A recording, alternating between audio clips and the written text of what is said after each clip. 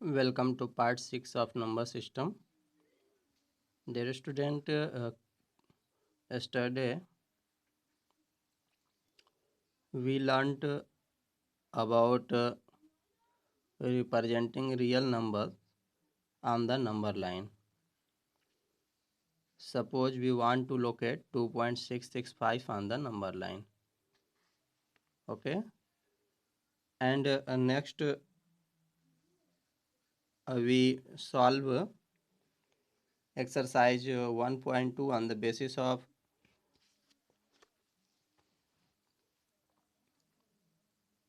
locating terminating number. Next topic, operations on real number. In this section you learned about addition, subtraction, multiplication and division of a real number, which is in under root. Okay, next section today, in part 7 we learn about another rule to represent under root x on the number line. यानी under root के अंदर कोई भी number हो, चाहे वो 3 हो, 5 हो, 3.5 हो, 6 हो, उसको हम लोग इस रूल से रिप्रेजेंट करेंगे. ठीक है, तो इस रूल से रिप्रेजेंट करने के लिए आइए मैं समझाता हूँ कि आप लोग इस रूल का यूज़ करके कैसे रिप्रेजेंट करेंगे कोई भी नंबर जो या तो रूट के अंदर होल नंबर हो या फिर रूट के अंदर कोई भी रियल नंबर हो जो डेसिमल में हो, जैसे 3.5 हो, 1.5 हो, 3.6 हो, ठीक है, 9.5 हो, इस टाइप का. इसके लिए बच्चों सबसे पहले अगर आप लोगों को ऐसा करना है, रिप्रेजेंट करना है अंडर रूट एक्स को नंबर लाइन पे, तो सबसे पहले जो एक्स है उस एक्स के वैल्यू के बराबर एक लाइन आप ड्रॉ कर लीजिए. चाहे उसको सेंटीमीटर में ड्रॉ करना चाहते हैं, चाहे आप इंच में ड्रॉ करना चाहते हैं, आप उसको 3.5 के इक्वल में आप ड्रॉ कर लीजिए. अब चूँकि 3.5 को आपने सेंटीमीटर में ड्रॉ किया तो उसके 1 सेंटीमीटर उसका 1 यूनिट कहलाएगा. आपको 1 यूनिट का मेज़रमेंट अपने से डिफाइन करना है, आप कितना लेते हैं, उसी बेस पे 3 यूनिट आप ड्रॉ करेंगे एंड हाफ यूनिट, तो 3.5 हो जाएगा अगर 3.5 को हम लोग रिप्रेजेंट करना चाहते हैं तो. और अगर 3.5 में 1 यूनिट को हम लोगों ने 1 इंच के इक्वल इवेल्युएट किया है, तो हम बी से सी 1 यूनिट और बढ़ा लेंगे जो 1 यूनिट होगा. अगर सेंटीमीटर में हम लोग 3.5 मेजर करते हैं तो 1 सेंटीमीटर को हम 1 यूनिट लेट करेंगे. ऐसा कोई ज़रूरी नहीं है, बगैर यूनिट के भी हम कोई भी फिक्स यूनिट के बजाय भी यूनिट को लेट कर सकते हैं. जैसे सेंटीमीटर इंच को छोड़ दें, उसके बावजूद भी अपने से कोई एक लेंथ मान ले कि ये मेरा 1 यूनिट है, तो उसी के बराबर हम हर बार 1 यूनिट को डिफाइन करेंगे. ठीक है, तो 1 यूनिट हम लोग बी सी के इक्वल खींच लिए. अब इसके बाद ए से सी एक लाइन हो गया, उसका हम लोग मिड पॉइंट फाइंड करेंगे. मिड पॉइंट फाइंड करने का तरीका आप जानते हैं, या तो स्केल से मेजर करके और हाफ कर दीजिए, और नहीं तो और बेहतर तरीका से करना चाहते हैं तो आपको पता है कि लाइन को बाइसेक्ट करा लीजिए, हाफ से ज़्यादा लेकर दोनों साइड आप कट करके, जो जानते हैं रूल, उस रूल से. इससे आपको एक मिड पॉइंट ए सी का ओ मिल जाएगा. जब ए सी का मिड पॉइंट ओ मिल जाएगा तो आप क्या करेंगे फिर कि ए से ओ के बराबर का एक आर्क भरिए और एक रेडियस सेमी सर्कल ड्रॉ कर लीजिए, उस रेडियस का, ए ओ रेडियस का या ओ सी रेडियस का. फिर इसके बाद फिर क्या करेंगे आप, इसके बाद जो पॉइंट बी है उस पॉइंट बी पर आप 90 डिग्री का एंगल बनाइए.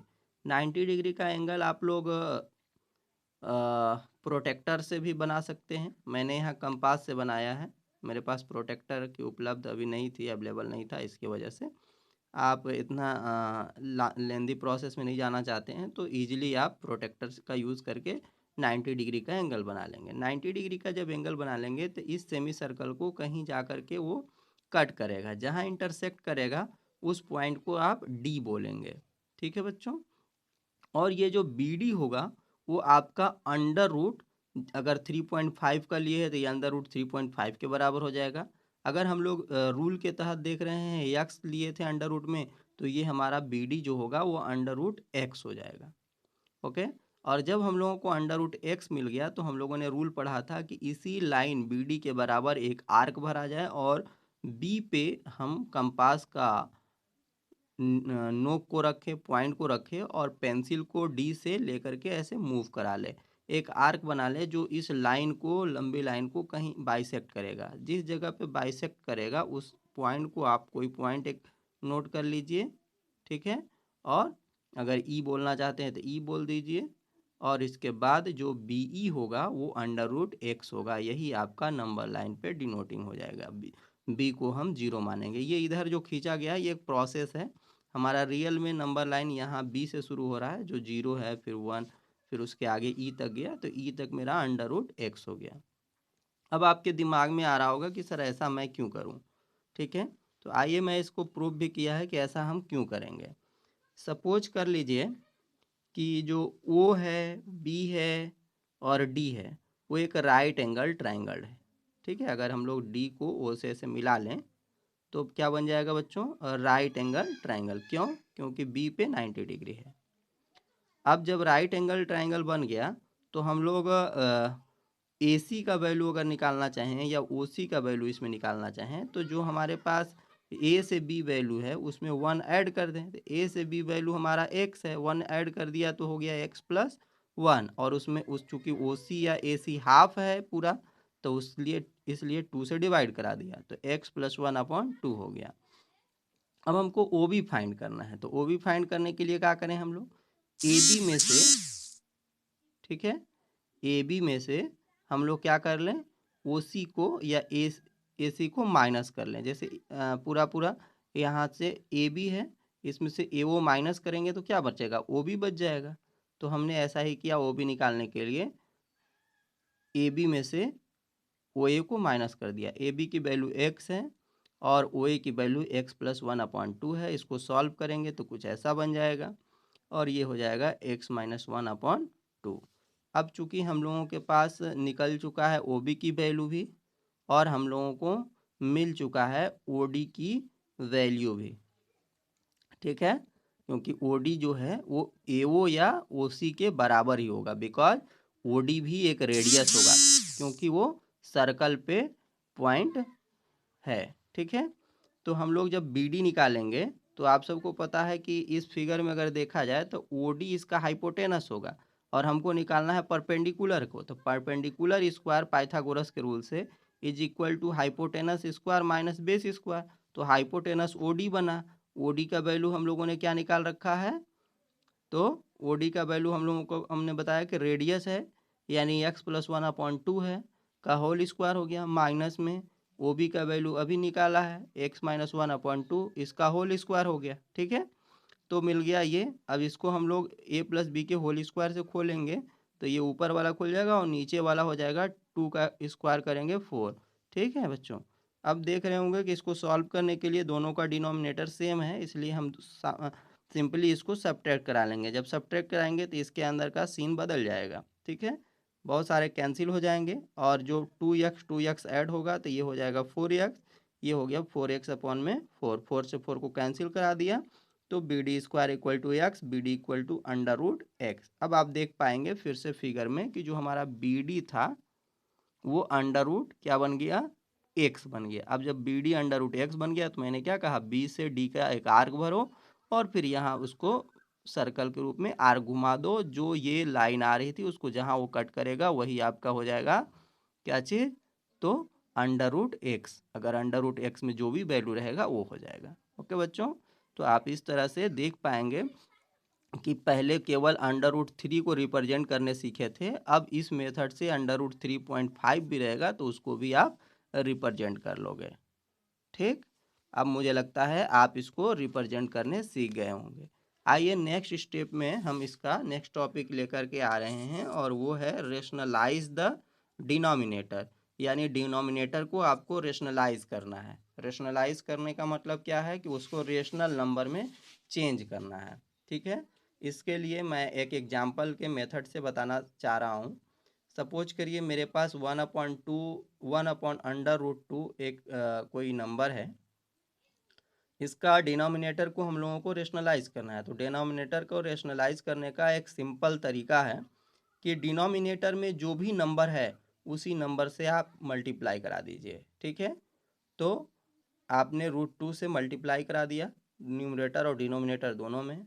ऊपर में √2 का मल्टीप्लाई 1 से हुआ, √2 हो गया, और नीचे √2 मल्टीप्लाई कराएगा तो कितना हो जाएगा, 2 हो जाएगा। ठीक है, चलिए ये तो बहुत सिंपल नंबर था। अगर कोई नंबर इस टाइप से आ जाता है 1/2 प्लस √3, तो बच्चों इसमें भी ऐसे ही सेम नंबर से ही मल्टीप्लाई कराना है, बट बीच में जो सीन है उस सीन को आप चेंज कर देंगे। ऐसा इसलिए किया जाता है क्योंकि हमको नीचे का नंबर क्या बनाना रहता है, एक रेशनल नंबर बनाना रहता है, और रेशनल नंबर बनाने का सबसे ईजी मेथड यही है। ठीक है, तो हम लोग 2 माइनस √3 से मल्टीप्लाई करा दिए। अब जब 2 माइनस √3 से मल्टीप्लाई कराए तो ये 1 का मल्टीप्लाई कराएगा तो 2 माइनस √3 ही हो जाएगा, और नीचे ये हो गया a प्लस बी और ये हो गया a माइनस बी, क्योंकि सेम नंबर है और बीच में बस सीन चेंज है। तो आप सबको मैंने कल याद कराया था कि इस चैप्टर में अब आप लोगों के पास ये तीन ठो मैंने आइडेंटिटीज की बात किया था। एक है a प्लस बी का होल स्क्वायर, और एक है a माइनस बी का होल स्क्वायर, और ए है एक a square minus B square. तो यहाँ पर यही वाला आइडेंटिटीज यूज हो रहा है, इसलिए हो गया ये a स्क्वायर मीन्स 2 का स्क्वायर, और बी स्क्वायर मीन्स √3 का स्क्वायर। 2 का स्क्वायर करेंगे 4, माइनस में √3 का स्क्वायर करेंगे 3। तो बच्चों ये हो गया 2 माइनस √3 अपॉन में 4 माइनस 3, और 4 माइनस 3 का वैल्यू 1। 1 लिखना कोई ज़रूरी नहीं है, इसलिए अब आपके पास ये नंबर बन गया 2 माइनस और √3। यही हो गया, इसका डिनोमिनेटर रेशनलाइज हो गया। क्यों? क्योंकि डिनोमिनेटर 1 हो गया, तो 1 एक रेशनल नंबर है, इसलिए ये रेशनलाइज हो गया। ठीक है, अब ये दो टॉपिक मैंने जो आपको बताया बच्चों, एक तो रिप्रेजेंट करने के लिए किसी भी नंबर को नंबर लाइन पे, और दूसरा रेशनलाइज द डिनोमिनेटर। इन दोनों के बेस पे आप लोगों का एक एक्सरसाइज 1.5 शुरू होता है, और इसमें कुछ क्वेश्चंस हैं। उस क्वेश्चंस को आप लोगों का PDF में अपलोड करूँगा। ठीक है, यही आप लोगों का होमवर्क है। आप बहुत अच्छे से क्लासरूम वीडियो को देखेंगे, समझेंगे, और इसके बाद एक्सरसाइज को करेंगे। इसके बाद भी हो सकता है कि कोई क्वेश्चन आप लोगों को ना आए, तो आप निश्चित रूप से उसकी सूचना मुझे करेंगे। जिस मेथड से आप लोगों को इजी लगे सूचना पहुंचाना मेरे तक, आप इन्फॉर्म करेंगे सर इस क्वेश्चन को समझाया जाए, मैं उस क्वेश्चन के सॉल्यूशन लेकर आप लोगों के बीच आऊँगा। ओके बच्चों, थैंक्स।